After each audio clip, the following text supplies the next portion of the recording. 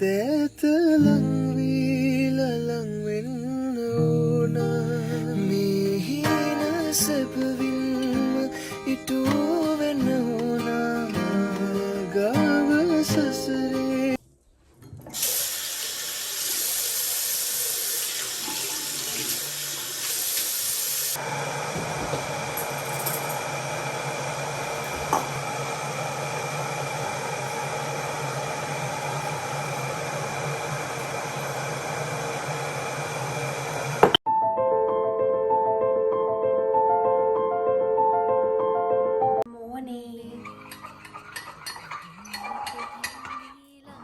ඔයගලන්ට අවුරුද්දේ මුලම බ්ලොග් එකක් කරන් එන්නම් කියලා. අද ජනවාරි 3 දැන් නැගිට්ටේ. මට නිවාඩුවද වැඩ නැහැ.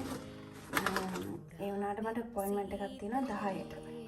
අනේ විශ් කරන්න අමතකුණානේ. ඉතින් ඔක්කොලාටම සුබ අලුත් අවුරුද්දක් වේවා කියලා ප්‍රාර්ථනා කරන මේ අවුරුද්දේ ඔයගොල්ලෝ හිතන හැමදේම හරියන්න කියලා මම ප්‍රාර්ථනා කරනවා.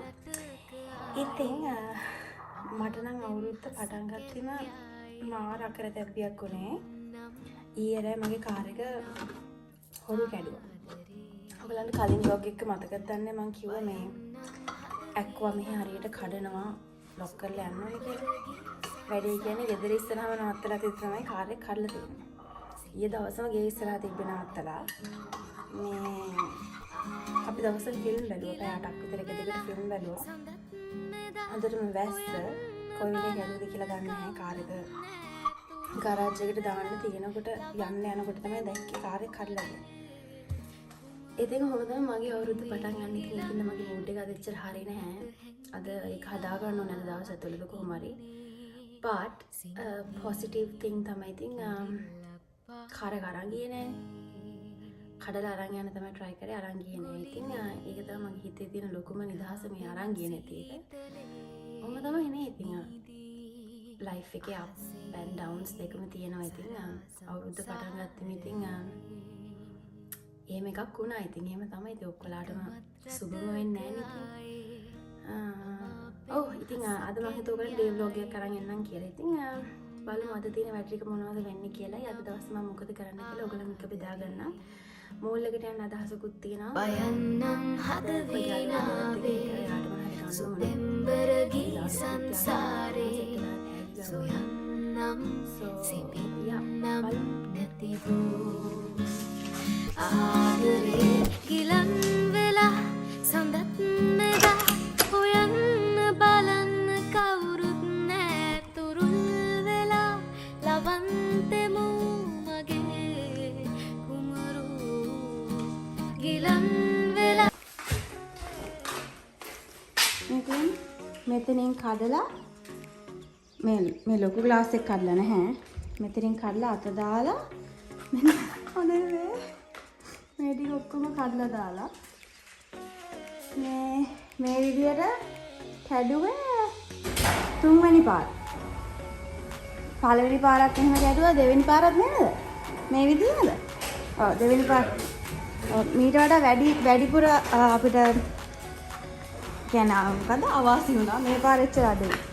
මේ තියෙන තාම මේ වීදුරු කොටු එහෙමම තියෙනවා. සෝයා මේක අද හදාගන්න තමයි ෂෝහෙන් යන්නේ.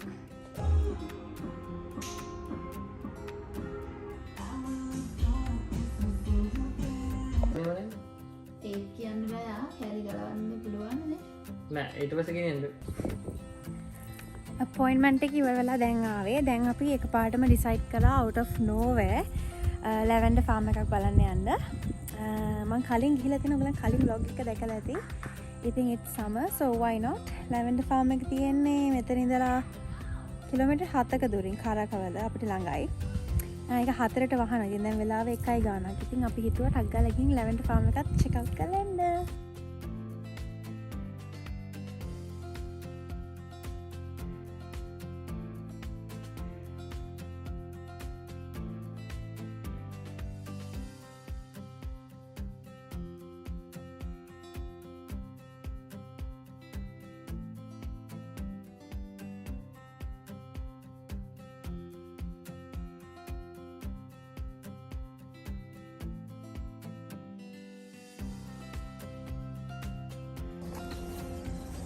පේනවද?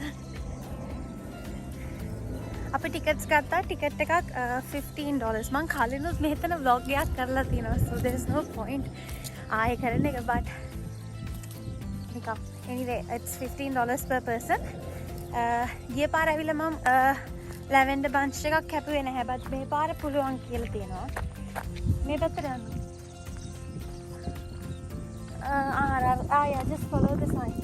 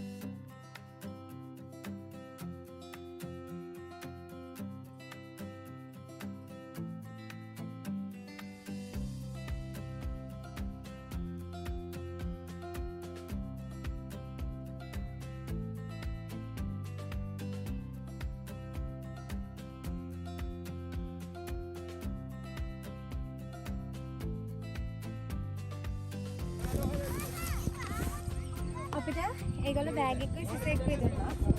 අපිට බන්ච් එකක් කපා ගන්න පුළුවන්.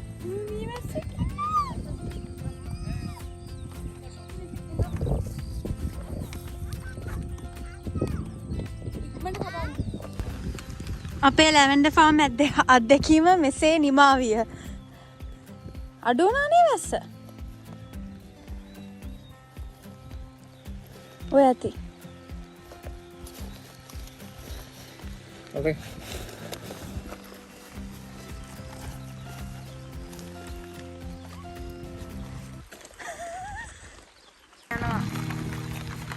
පහින්න ගත්තා. So but අපි වැස්සෙම ලැවෙන්ඩර් කැපුවා. So අපි bunches 3ක් ගන්න පුළුවන් but we only took one.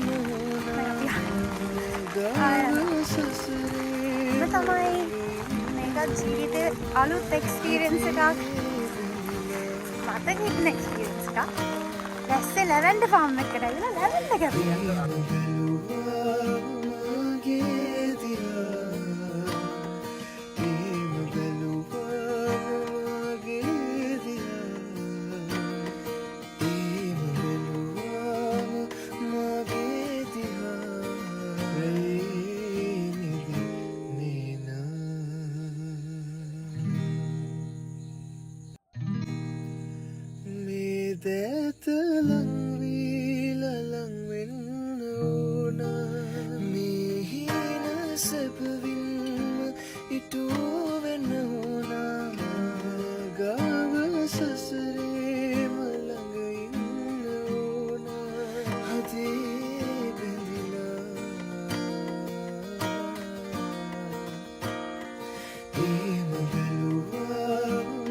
Finally අපේ ලැවෙන්ඩර් ෆාම් ටුවර් එක ඉවරයි. මේ තමයි අපි කරාගත්තේ ටික. හොඳට වැස්සා but it was nice. ඉතින් මං හිතනවා ඔයගොල්ලෝ වෙනද වගේ මගේ වීඩියෝ එක enjoy කරන්න ඇති කියලා. අලුත් වීඩියෝ එකක් අරන් එනකම් ඔක්කොලාටම ටටා බයි.